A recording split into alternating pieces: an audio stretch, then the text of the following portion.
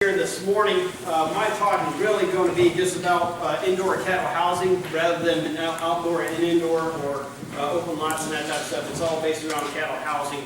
But before I kind of go into the heart of facility design and so forth, obviously the industry has been changing. So I like to move around, so I apologize and stay on the left, right? But you know, what's interesting, obviously, is the cattle herd in the United States has obviously been declining, right? You guys have heard that. It's kind of in that rebuilding stage. I'm sure you guys have heard that as well. But you think about for instance, this graph, it shows the number of cattle and beef operations in the United States. So the number of operations have been declining. But what's interesting, obviously, is the increase of the operation size. So in other words, fewer people doing it, but the guys that are doing it are growing their operation, they're expanding their operation, getting larger. And so as we think about facilities and so forth, you also think about producing enough beef for the world's population, right? And so what we've got in the United States, right, is the average life expectancy has been growing and growing and growing. Now it's up to, I think, according to the CDC, up somewhere around 78 years. So the average person is on this earth a lot longer than what they used to, right? So that means a lot more beef, a lot more food that's needed to do that. So, you know, it's been speculated in the U.S. will need a 50% increase in the food supply by 2030 and 100% maybe by 2050. So how do you make that happen? Well, two main things. You take more land from nature to produce enough crops and animals, right? So you take it out of government land or rainforests, or take out some of your CRP ground, some of that type of stuff to produce more, or you produce more per acre or per animal. So the question as we think about cattle, have we been producing more per animal? And I think what you see, this just shows kind of the difference back in kind of the 50s here versus, you know, today. But you look at the average live and breast cattle weights here, you know, the average live weight over since 1959 or at the 74, you know, the average there is here over 1,200, about 1,300 or so average live weight, right? So we're producing more per animal than what we used to do. But then at the same time, as we think about producing more, we think about cattle and how we're going to produce enough food for the world. You got all this other pressure, you got heat out there, you got the EPA that's cracking down, right? You got state laws and manure and all these other things. You got misconceptions out there of the consumer in terms of cattle production, even in that translates to hogs and poultry as well. So the question really is with the pressure, are the facilities or the environments of the past adequate for beef production today? So you think about some of the old methods of how we've been doing stuff, is that really going to get us into the next century to produce more cattle in a humane way for all the pressure that's coming our way? So with increased regulations and increased consumer perception, that livestock is maybe not housed properly, right? That misconception out there. If you're going to do a facility, you can't just build any facility and not take into account making it livestock friendly and consumer friendly at the same time. So the thing about the heart of my talk really is about facility design and thinking through details up front so that you're doing the best possible way to raise that beef in the most humane way and the most responsible way and the most profitable way, right? So my talk really, the heart of it is going to be talking really about advantages of monoslope facilities. I'll talk about what we call 3 monoslope housing options to consider, a systems approach to design and construction, and then approximate total project investment, what some of these housing styles would roughly run. So first off, the advantage of monoslopes, I do want to acknowledge, when you think about cattle indoors, you think about, there's 3 main types of cattle production today. You got them in coop facilities, you got them in gable buildings, and you got them in monoslopes. Each one of those, like coops and gables, would maybe help increase your profitability of your cattle production, maybe per se over open lot in this area.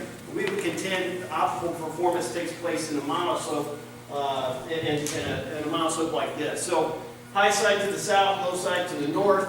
This is just an example of monoslope where you're taking advantage of some things. But I do want to highlight, we wouldn't consider these to be monoslope facilities.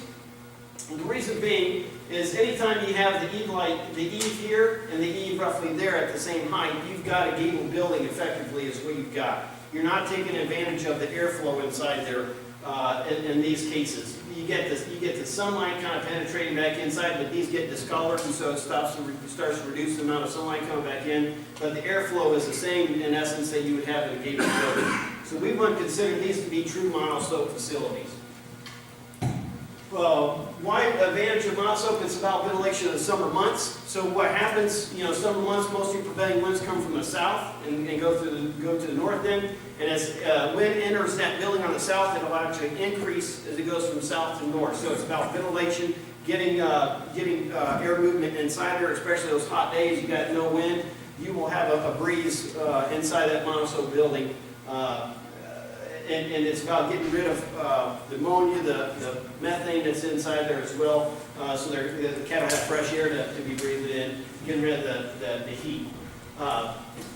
The other aspect is still about ventilation in the winter months as well.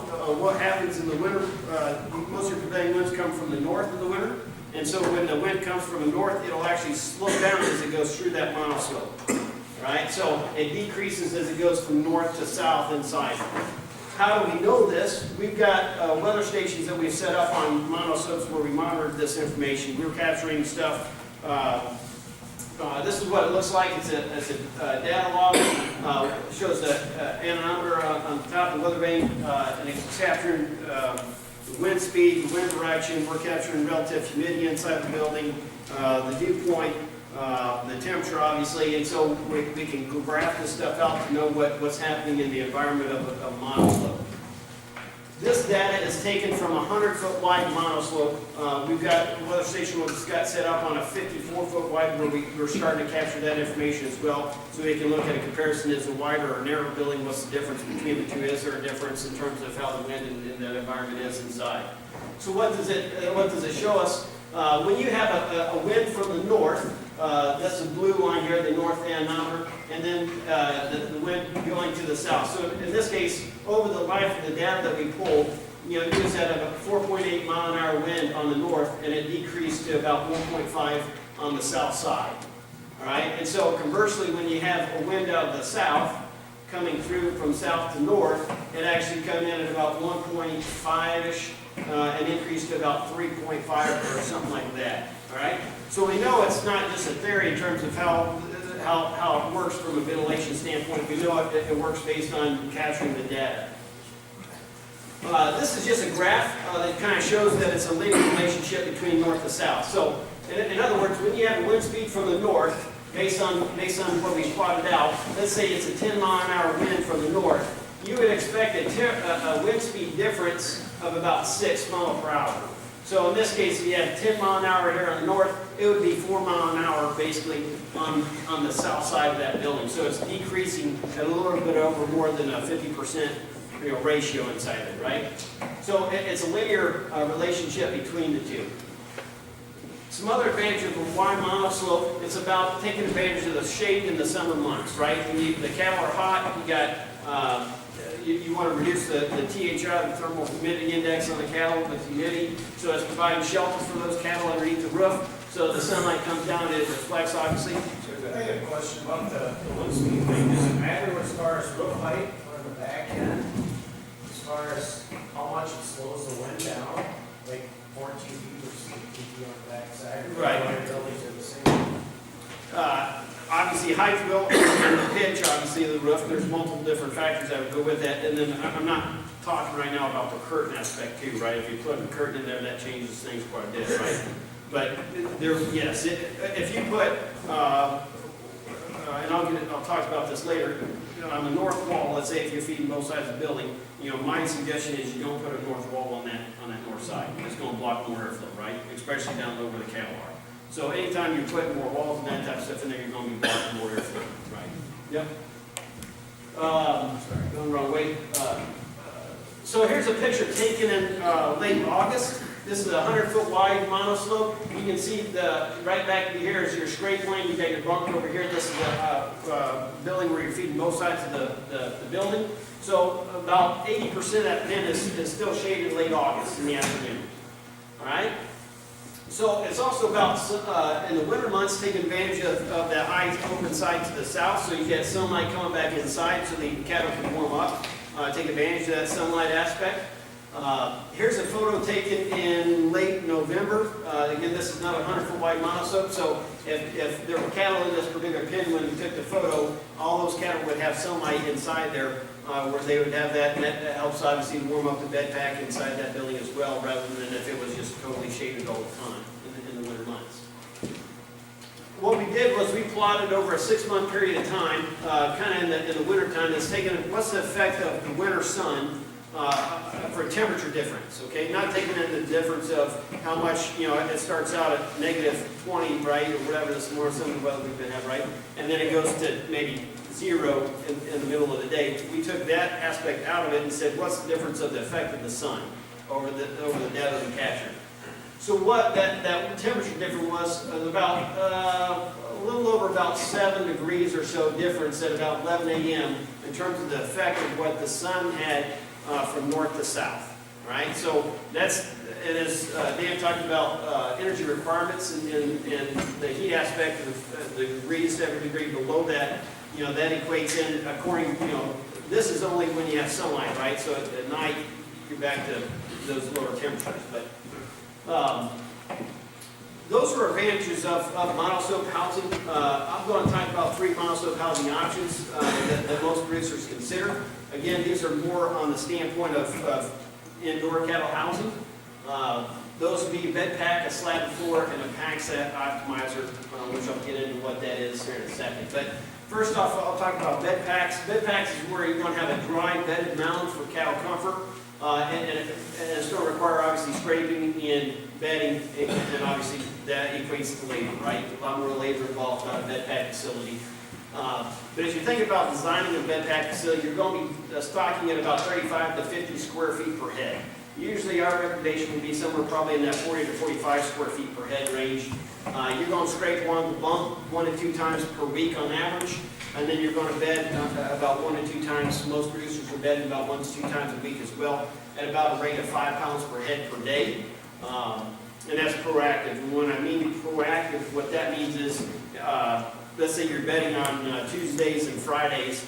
Let's say Thursday, or you go to look at your bed pack on Friday and say, it doesn't look that bad, I'll wait until next Tuesday. By next Tuesday, you're going to be using a lot more bedding in that strategy than just continuously be bedding at the same rate. So proactively 5 pounds per head per day seems to be about normal.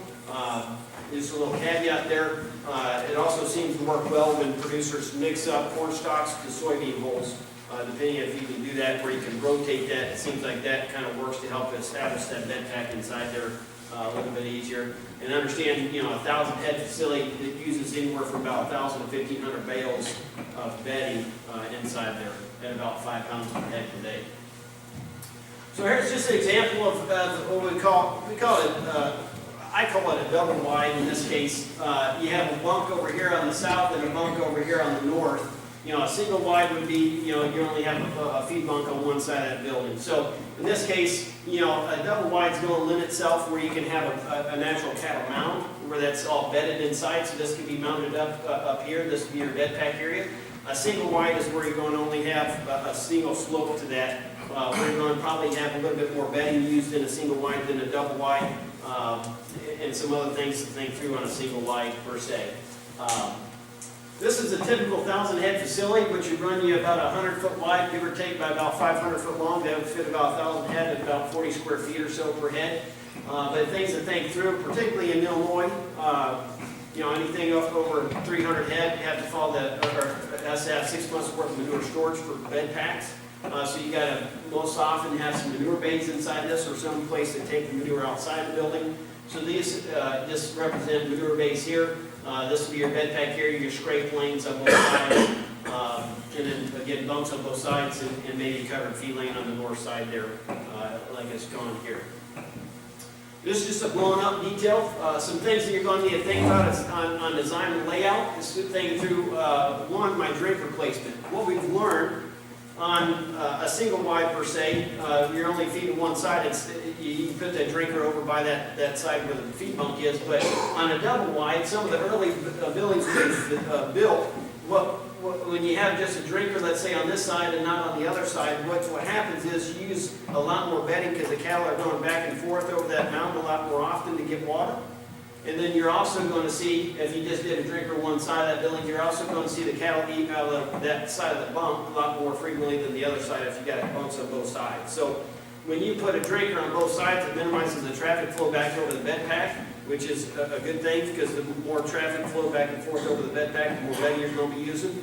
And then it's going to also give you an ability to get more drinker space in there for those as well. But as you think about design, you got to think about, how am I getting the cattle in and out? Where am I putting my gates? What kind of swings am I doing on the gates as well? How am I doing manure clean out? Am I going to do it with one man, or is it going to take me a man, two guys to go in and bed and scrape the pins all the time?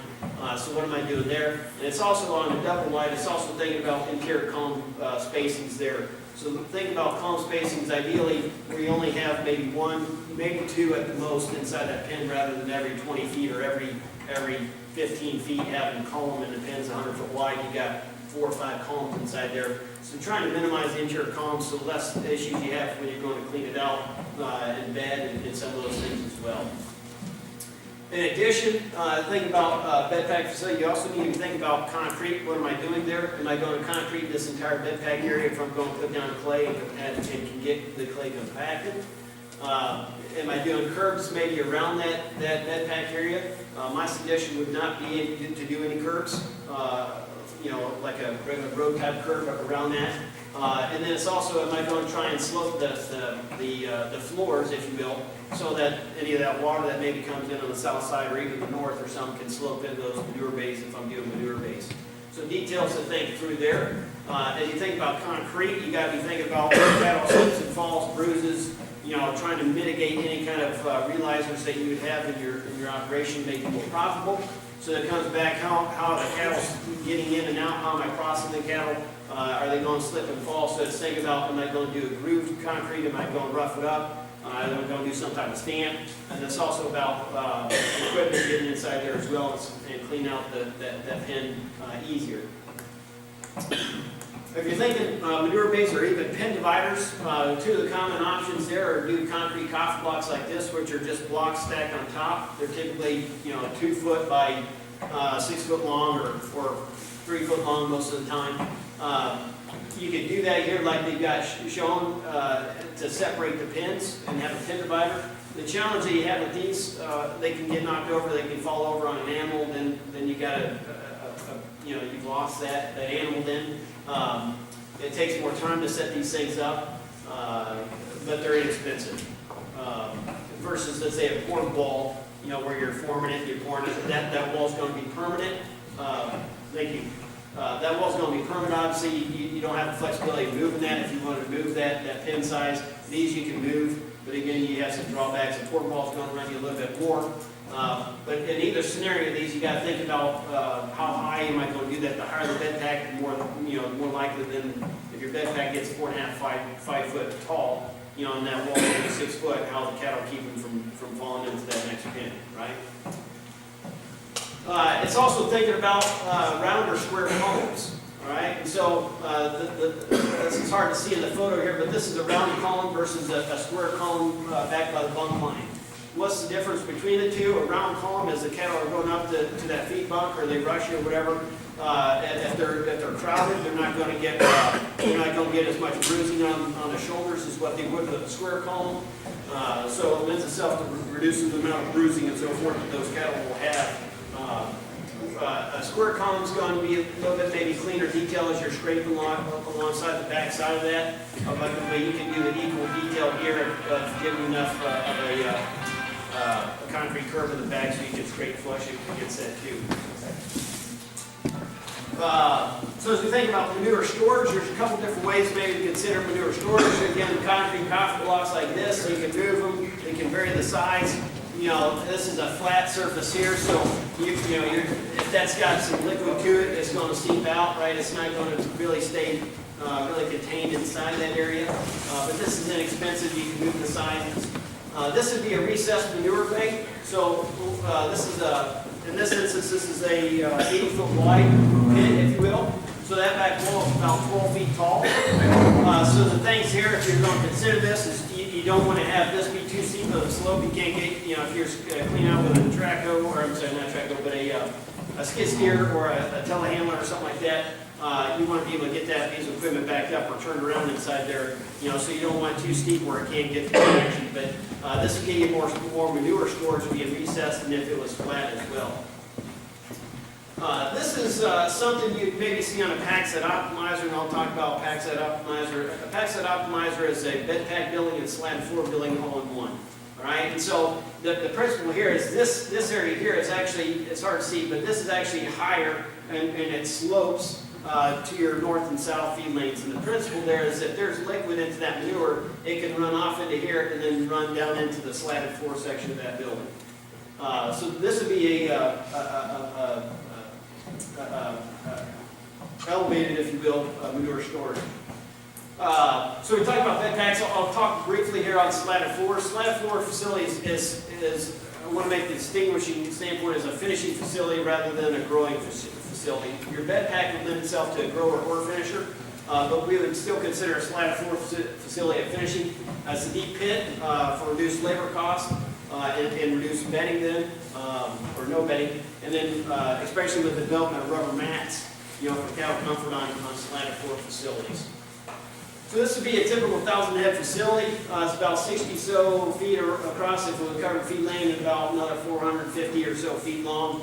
Multiple pins. These just represent slats here in this case. There would be slats across the entire thing. It's just a picture just to show you kind of how the slats are situated inside there.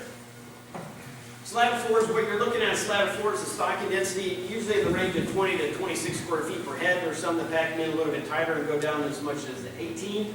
But your general range is somewhere between the 20 to 26 square feet per head. Things you got to consider is slat design. What type of slats am I doing? The pit design, holes and baffles in the pit divider walls, pump outs or no pump outs, and then obviously the agitation and emptying process. How's that going to work? Equipment required, am I going to do it myself? Does it have a custom pump? And then details with rubber. What are details to think about on rubber? So as you think through each one of these things, slat design.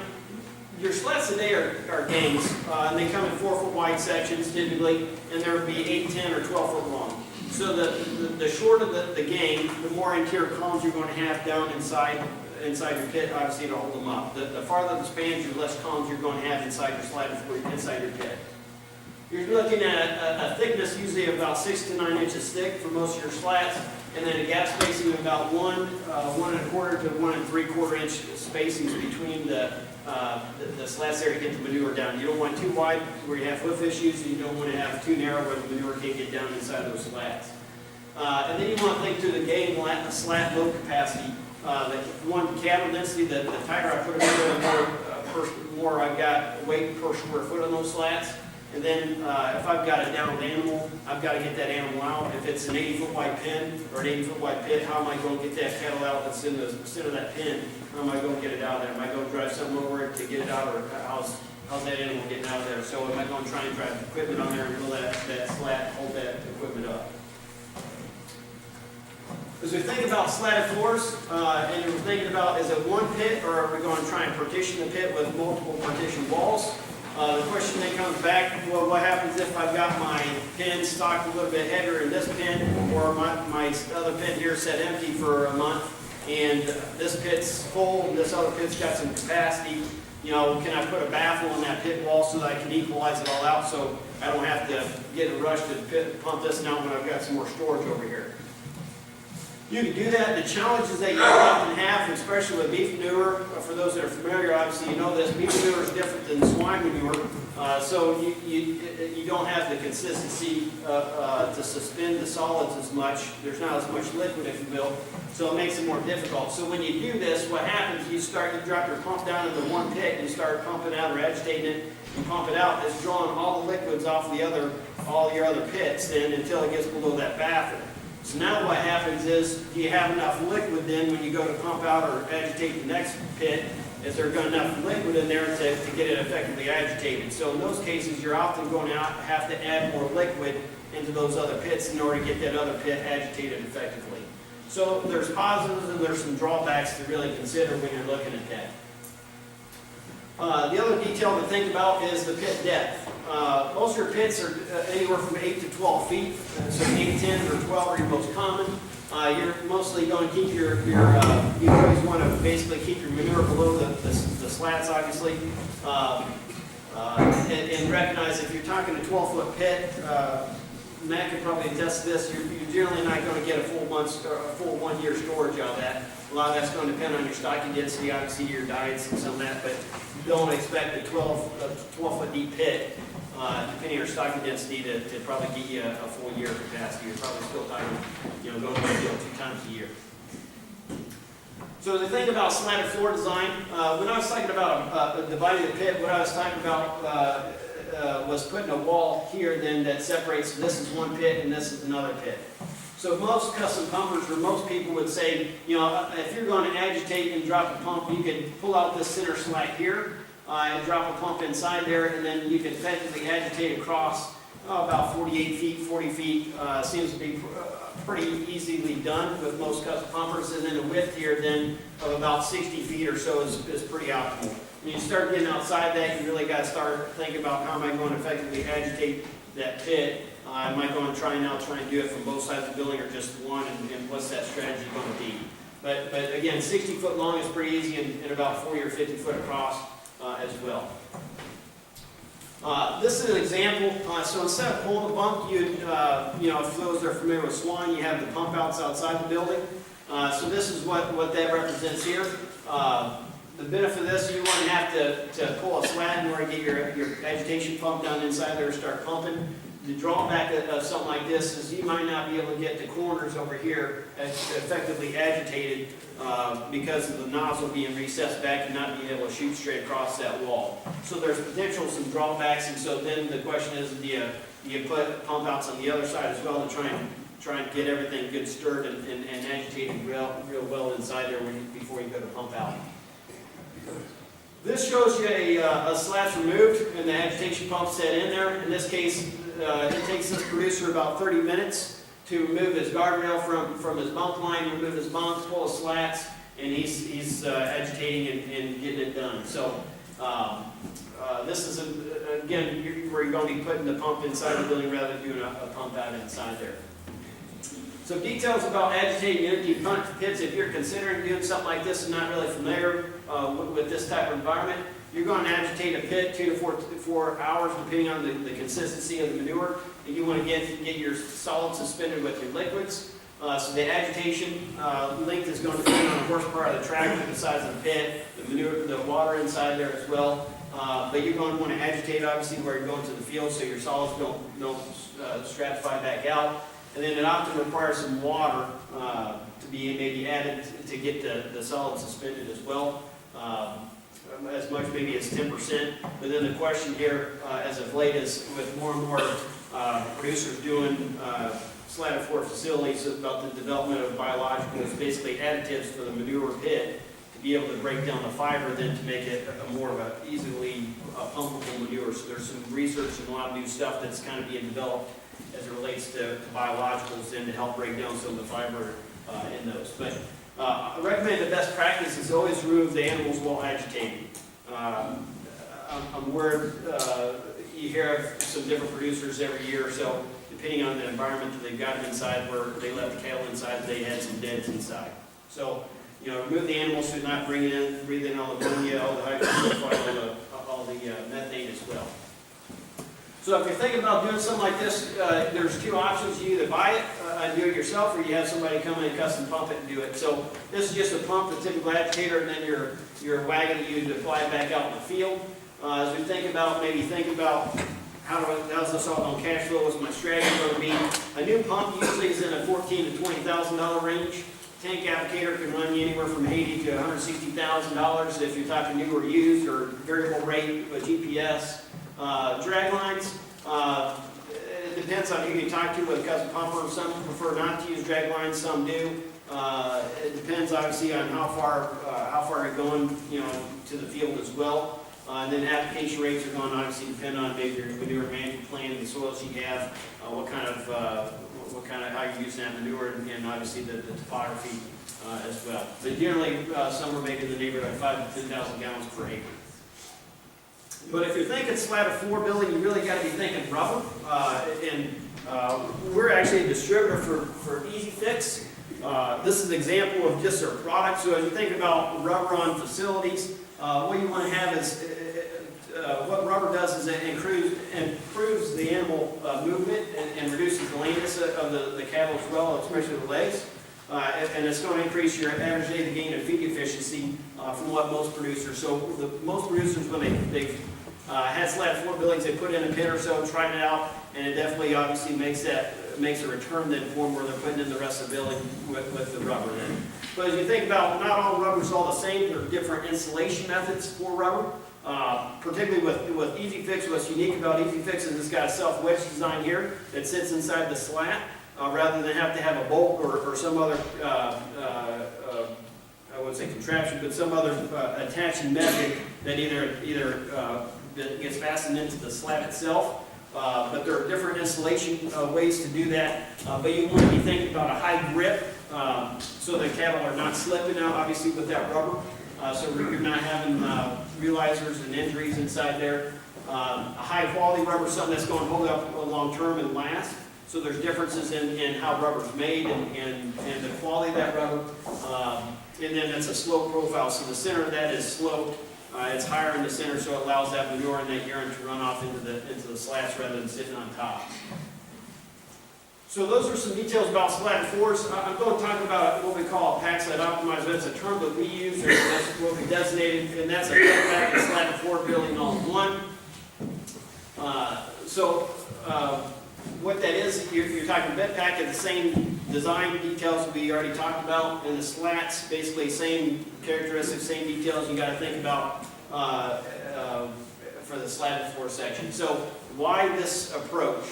Well, when you have light cattle, they produce the least amount of manure, and they produce or use the least amount of bedding. So you can start them out on the bed pack, where they get their feet underneath of them, and then that last 120 days of finishing phase, you can move them into the slats where they're going to produce the most amount of manure, and they're going to use the most amount of bedding.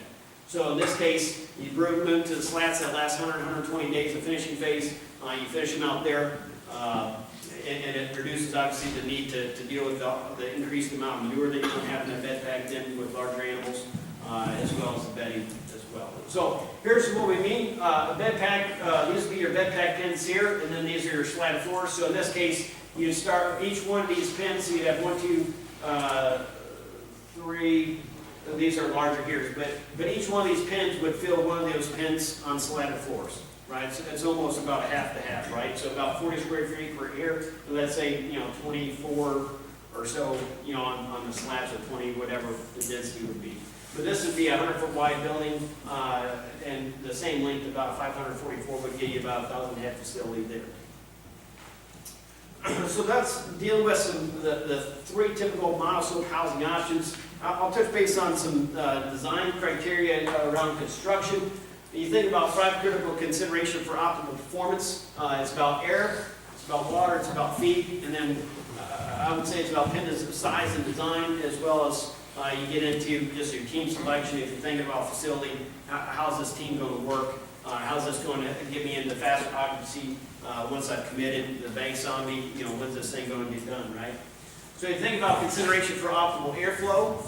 A properly sited facility, we would recommend no obstructions of upwind or downwind closer than 200 feet for optimal performance of that facility. Anytime you start going closer than that, you're really going to inhibit the airflow. So the question is, well, I've got another building, can I put it 50 feet away? Well, you can, but is it optimal? No. Is it going to impede the airflow in that other building? Yes. So you think about how it's going to affect your facility if you're thinking about doing this. Our recommendation would be 200 feet, but then you say, well, wait a second, aren't the trees blocking that instance there in that photo?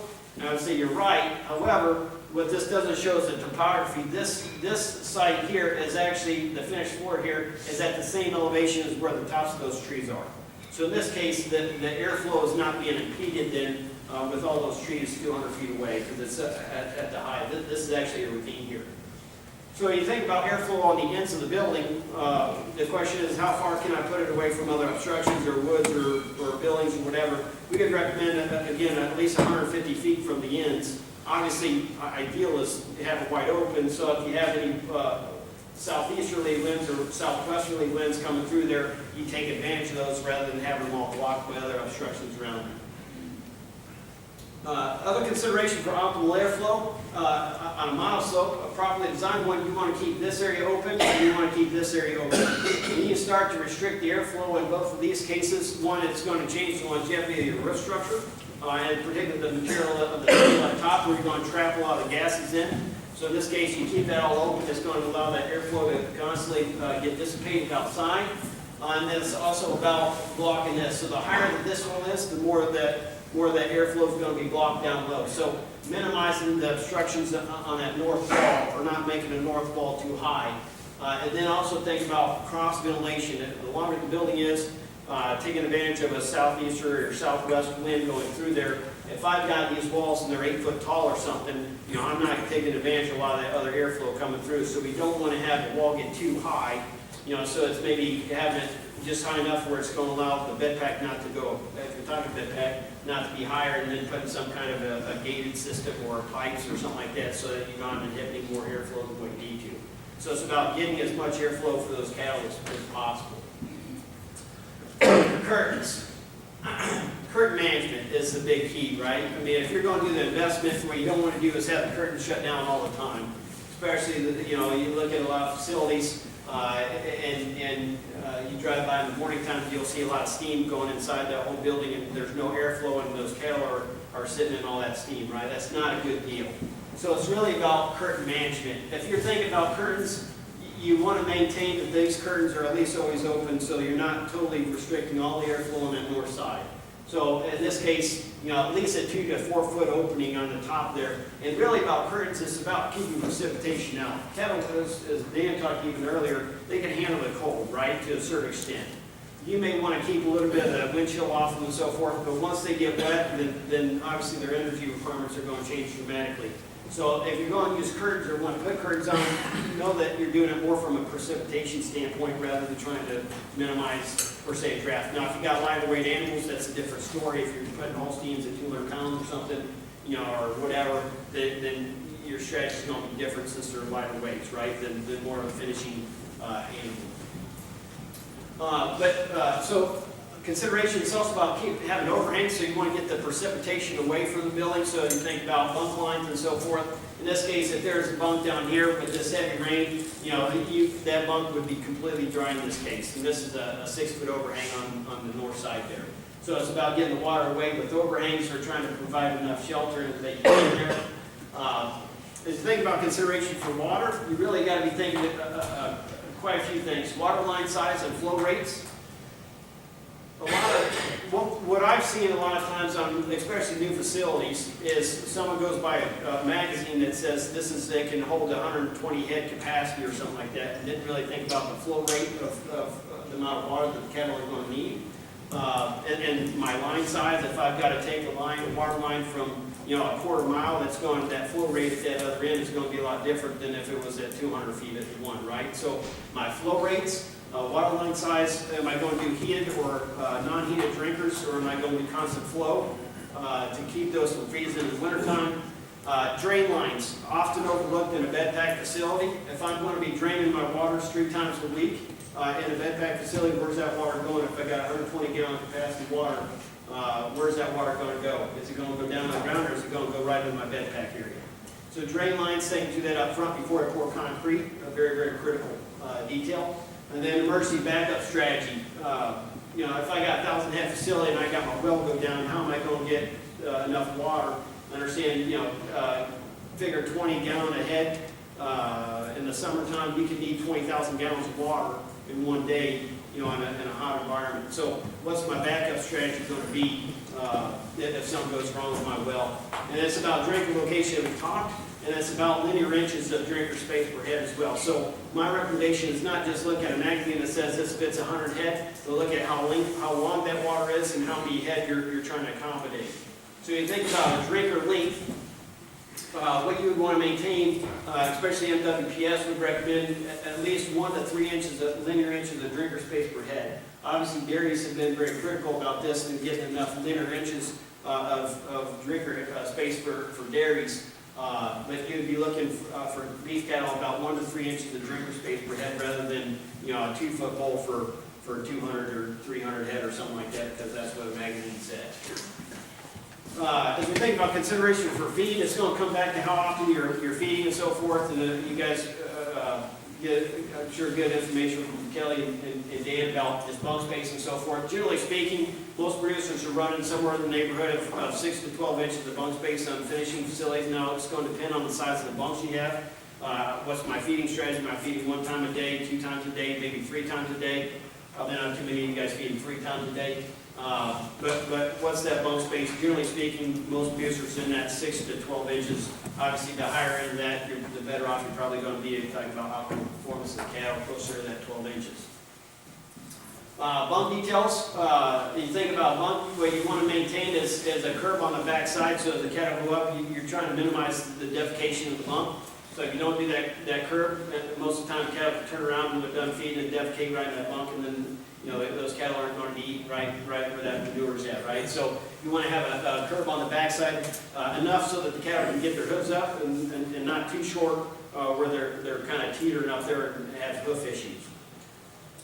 It's also about considerations for feed, about the neck rail. What kind of detail am I going to have? Am I going to do guardrail? Which way do I put the guardrail? Inside or outside? Do I do pipes like this? Do I do cable? You know, what am I doing there? If you can look at this particular one here, you know, based on the height here and what he's got a lot of feed that he's wasted outside that bunk line, right?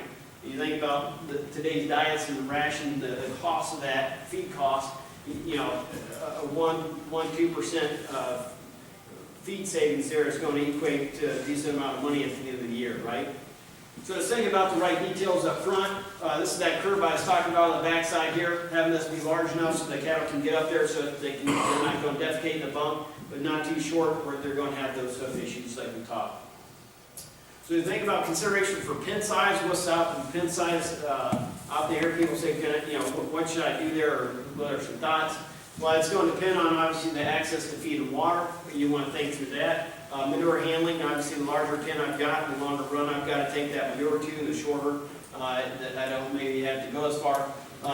Maybe figuring the pens based on loads in and out. So, you know, if you figure 50,000 pound loads at outweights 1365, or am I looking at a 120 head pen, 110, or am I going to do something different? Am I going to figure 200 size pens based on getting them in at 400 pounds or something?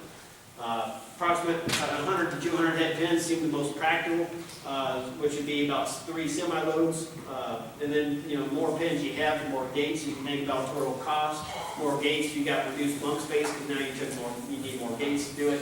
And then drinkers and all that other stuff to accommodate by having multiple pens inside. One thing, you think about what's often overlooked, 2 things that are often overlooked on a facilities is working area and hospital pens or sick pens. And so I just pulled some stuff based on MWPS. What they would recommend, we provide 2 to 5% of your total animal units. So 1,000 head facility, you know, figure 2 to 5% of those head would need to be in a hospital sick pen, or you need to have room for at least that many head.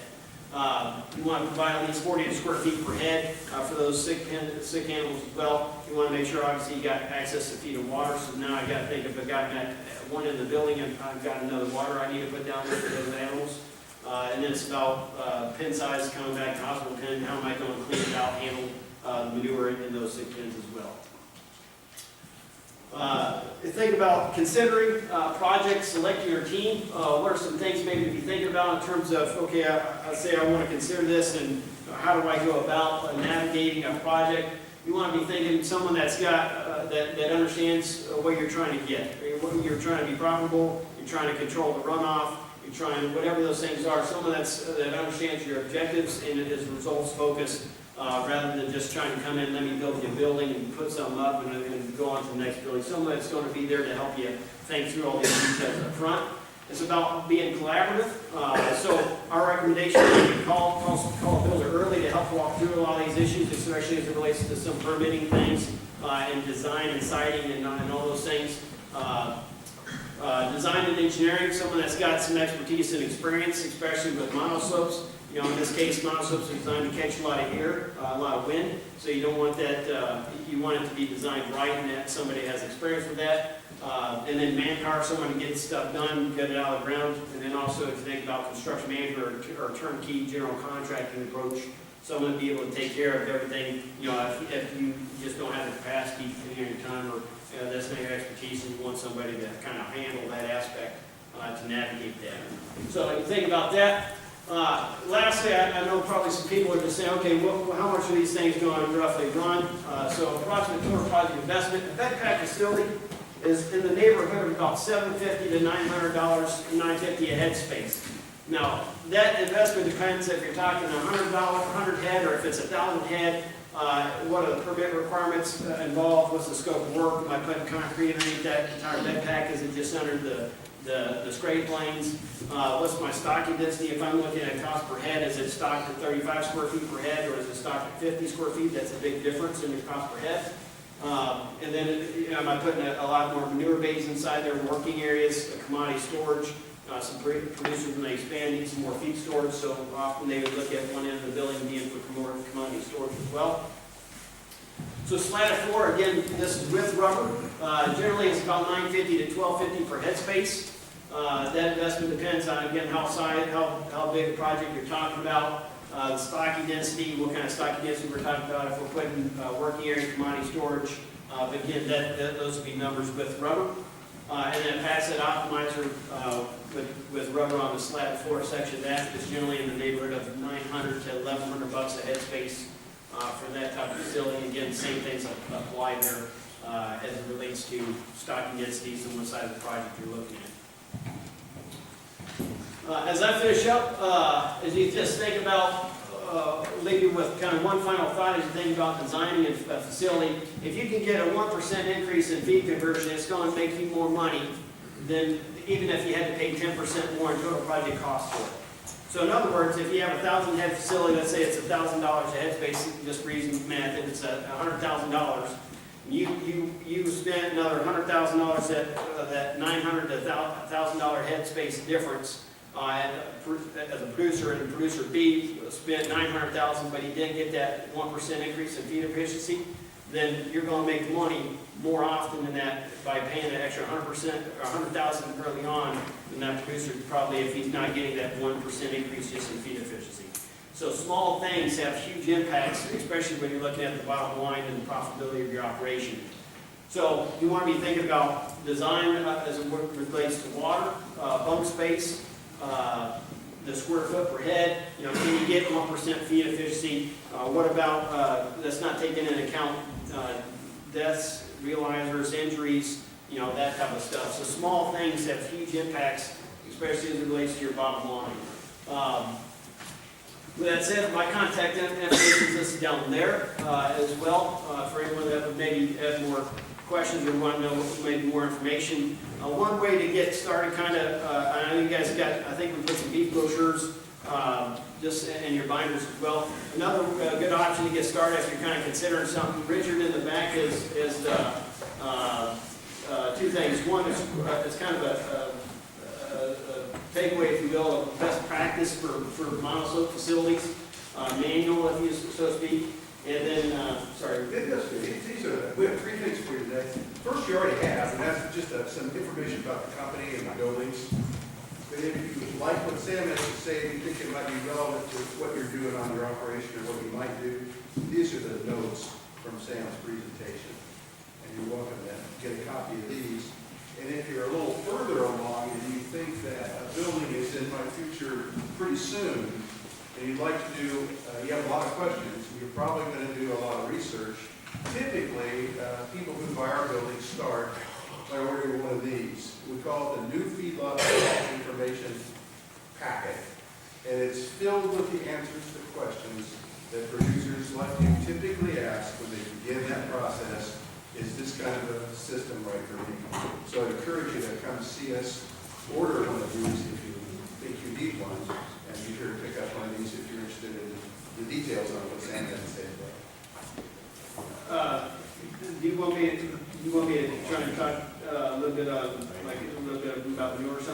But something we're bringing to the table for beef producers throughout the Midwest this next year is we're working with the University of Minnesota to bring some new information relative to the value of manure.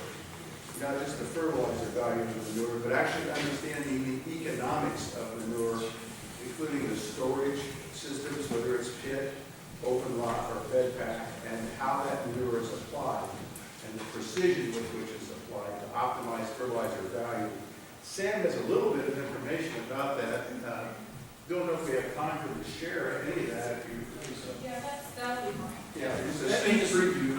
I'm not, it's not my stuff, so I'm not as educated around it as much as, Well, he's pulling that out. the man that made But it. let me say that if you have interest in finding out more about the research that's been done from the University of Minnesota, you'd like to be invited to those meetings, we can work that back through this company if you like, or you can come see us and say, hey, be sure and send me an invitation to those meetings when they occur. There'll be one in Illinois, some in some other states. But we can just work that back through. Guys, I asked Sam just to talk real quickly about the manure value of the building, because I think there really is, and I've heard from somebody say exactly this, that, you know, a large portion of the return from the building is manure value. So as we go forward, I think that's huge. I just asked to share a little bit of information, so I think they'll appreciate this. Yeah, so, again, this isn't my stuff, so pardon my abruptness with maybe some of it. If you've got technical questions, it'd be a good thing to get hooked up for one of those manure value days that they're doing this fall. This will obviously be discussed. But so this is a very rough crash course. So basically, what Alfredo had did here in his stuff, obviously, what manure value would be on an outdoor lot. Now this is based off of he took a lot of different things from ASAP. MWPS manure values. They did their own manure pack samples, slag floor samples, compiled all that to look at the NP and K, and then put dollar values to all that stuff. So, what he did, broke it out. You're looking at on an outdoor lot about $35 gross per head per year. It's going to cost you $9 to deal with that manure. So he's looking at saying you got a net value on an outdoor lot of $26. That you're obviously capturing that manure, right, rather than going off. So a bed pack billing, $62 per head per year gross, $20 cost to deal with it. So you're looking at a difference of about $42 a head net. And then a pit, a slatted floor facility, $108 gross, $38 to deal with it. I think he is looking at figuring custom pumping. And I think you saw it maybe on my slide. Custom pumpers, if you have custom done, usually it's the neighborhood of about 1 to about 2 1/4 cents per gallon.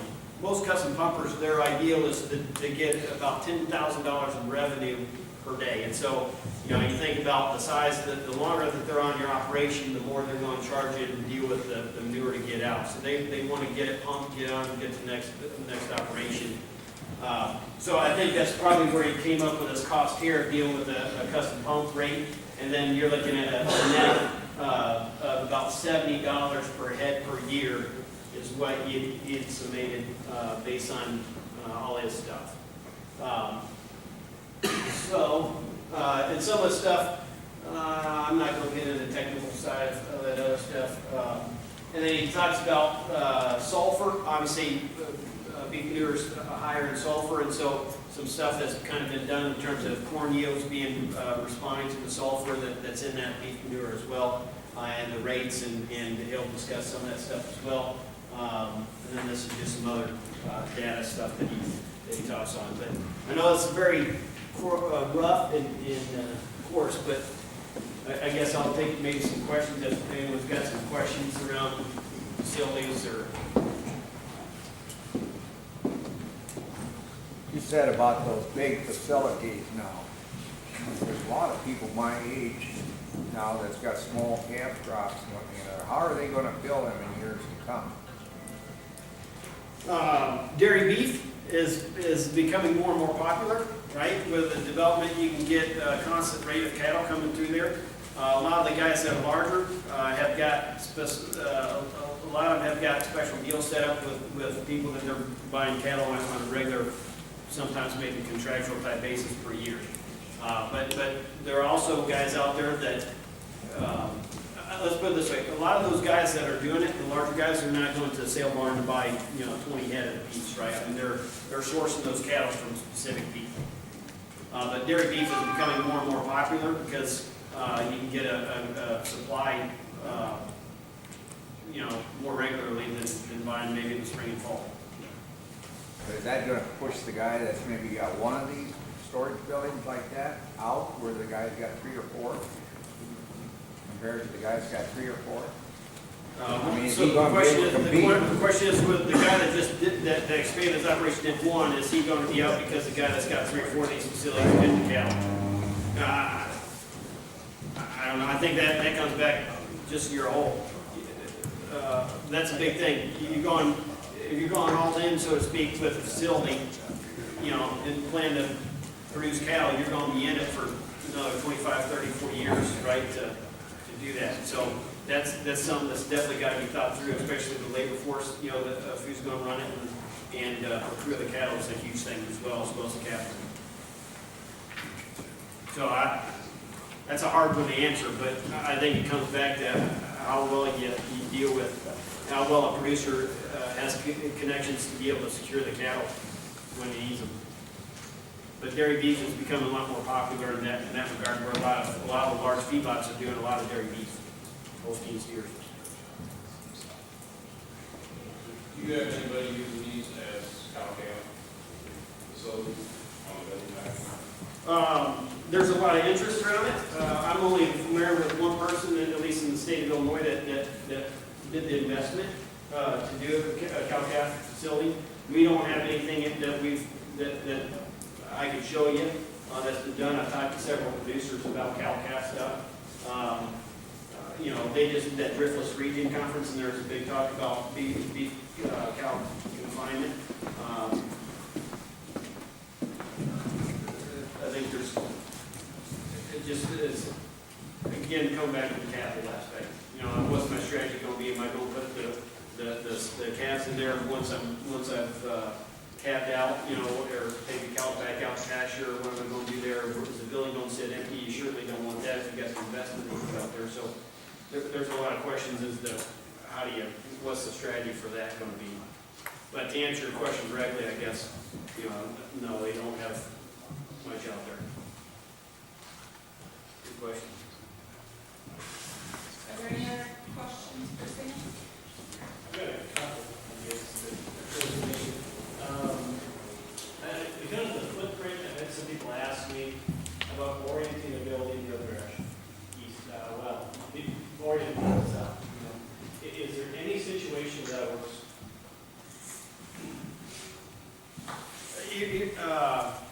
I get the question a lot, right? I got the Oklahoma, I got this area here, this is better conducive than running east, where I just don't got the land or whatever, what do I do? My first thought was find the spot where you can run it east and west, right, if whatever possible, and as long as it makes sense for feed trucks and all that stuff, and moving cattle and working cattle and all that stuff, but you can do it. There is one producer that some of our earliest milestones, he was gridlocked, so to speak, on what he could do. So he kind of ran it from northeast to southwest kind of direction. Optimum performance-wise of taking advantage of the prevailing winds. Most of the time, you're not really going to be taking advantage of that. You look at, the summer months, you're going to have a lot more sunlight coming in the summer. In the winter, or in the afternoon part, it's going to be shaded, but maybe can protrude back in there a little bit more. So, my first thought would be do whatever you can to do it. Now, I will say this, from what I do know, and I don't think much research has been done about this, but there's certain thoughts among certain people out there, I guess I would say, cattle prefer to lie north-south kind of, and have an orientation east-west. In other words, let me put it this way: there are dairies that are the same dairy, same feed, same cattle, basically, and the difference is there's a dairy that's running north and south versus dairies running east and west. The dairies that are running east and west will have more milk production out of those cattle than the dairy that's running north and south. Nothing else being different, it's the difference there. And so, there's nothing out that I know that's been researched on that, but those are things that I commonly talk to different producers to kind of share that knowledge, and at the end of the day, it's up to them to make that choice if they're wanting to put that investment into that, to make that work. But great question. So I don't know if I can answer it directly other than say that that's. And pursuing airflow, and then you talked about 100-foot wide building. Do you feel that you have adequate airflow in the middle of a 100-foot wide building, or is 100 feet a little too wide? Or do other factors play into that? A properly designed mouse where it's all open. Again, you're getting that airflow from the south to the north, and that's constant, or it's increasing as it goes through. So in that case, based on what I know, based on our weather stations, that airflow is greater at depth in the center there than it was where it entered the building, but it's less than where it's actually in the building. Does that make sense? And so, in essence, I guess what I'm saying is a 100-foot wide building, yes, in my viewpoint, there's adequate airflow through there. Because it's increasing from south to north, or decreasing as it goes north to south, where it's continuous. In other words, you don't have a dead spot in the center.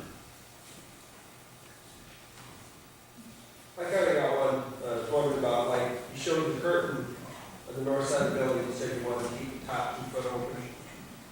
Like, during a windstorm, snowstorm, where it snowed all night long, it blew 15 to 20 mile an hour, is that, I don't know, I'd call it soft snow or the real fluffy stuff, does that get carried across the building, and if you go out there the next day and you got everybody's white, or how does that work out? Well, it'd be like a snow fence or something to a certain extent, right? I mean, so that real fine snow, yeah, can it come back inside there? Probably. I don't have any pictures to be able to show you and say, this is what it'd be. We could certainly go take a look at some of the producers that have like that one that's got a curtain up there and does that. Most of the case, a lot of times you have a curtain, unless you're a single wide, you'd have a feed lane on the north side. In which case, if you did have any snow, it'd come right in that feed lane. In which case, you're going to deal with that, just like on the south or something. But will it be all the way across the building, into 50 foot into that building? I haven't seen it, that case. I mean, I've been to 100-foot wide monosoap last February when they got, a foot of snow, and there was some snow, and it didn't have curtains on it. And the majority of the buildings, at least in Illinois, don't have curtains on. No. You get farther north into Wisconsin and Minnesota, and we've got buildings in South Dakota, Nebraska. Nebraska not as much, but into Minnesota and South Dakota and northern Iowa, some of those guys are doing curtains. At least in Minnesota, you're talking more curtains. The other thing you have, at least on a bed pack, if you got a bedded building or something, rather than invest in a curtain, is to use your round bales on the north side. So you stack them up, maybe 2 high or 3 high or something like that, and that's your windbreak instead of doing an investment in a curtain. So by the time you get into May, those tall, the top 2 rows or whatever, the bedding or whatever, right, is down low enough where you're not obstructing the airflow getting into those hot days. So that's another option rather than doing a curtain. I've got one more question, I apologize. The first one. What I get, and I don't have an answer to, how likely would catalogs last for the program? My answer is, you don't know, right? I mean, I think the jury's still out. I think you talk to some producers, and a guy in Minnesota I know that puts 400-pound Holsteins on slats with no rub. But you get them to say, what's your data on that, or what's your injuries, or what's that? I don't know. So I think the jury's still out. I think there's some research that's being done. My understanding, I think with Wisconsin, but I don't think it's dealing with how live animals are. But I know there's a lot of stuff that's being done in terms of, even the slaughterhouses with knocks and the legs. But my take, what I would still say, really not going any more than probably 150 days at this point. I know some people, some producers that are pushing that, but I wouldn't feel comfortable saying that, and someone doing it and then having problems. I think rubber definitely improves the, reduces the lameness issue, but I don't know how well it does it from a young age standpoint. That is a common question though too. Yeah.